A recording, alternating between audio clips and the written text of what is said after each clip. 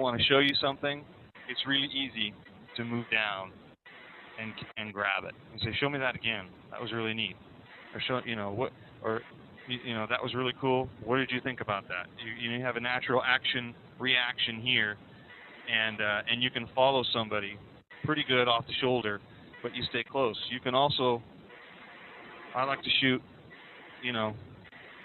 I'll shoot this way a lot. Camera kind of tucked under my arm, and those cameras do well too with that. And you can get the low angle too. Just handhold it, but stay close.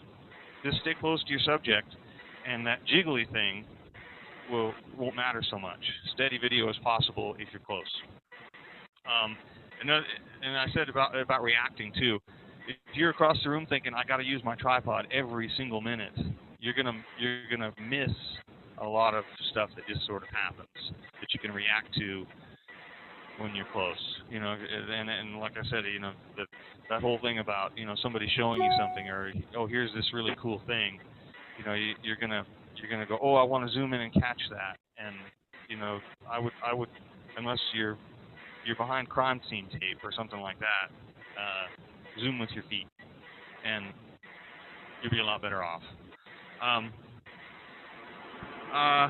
A word about cutaways.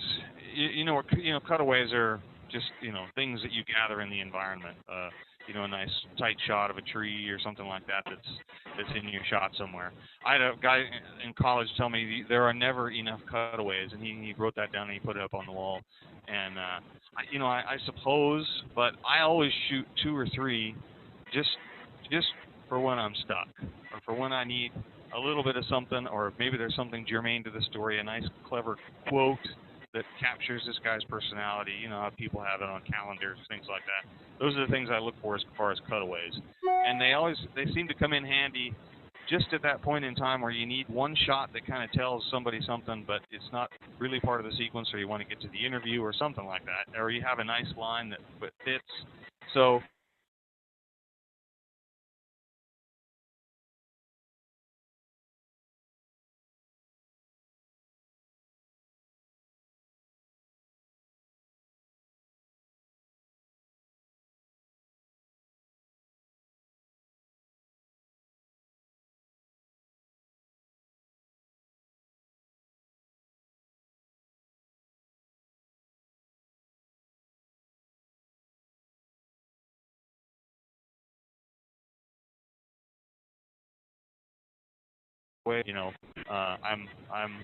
I'm walking away.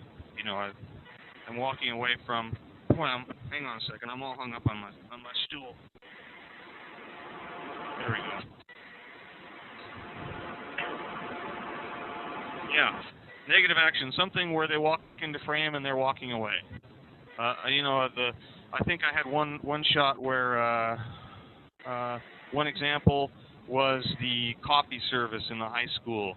I planned an ending shot. Again, I had control, and I said, "Stop here.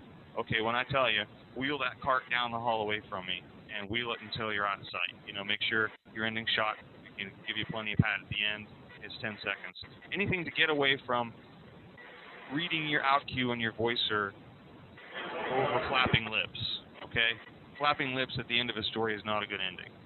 A good ending is something you plan to shoot and that you carry out as you're thinking about it in the field. Like, what's a good ending shot? What wraps everything up here? And if you can't think of it, maybe it's a wide shot or an establishing shot. But it ought to be somebody's, shutting a door or a window closing, or something. You ought to be thinking about that.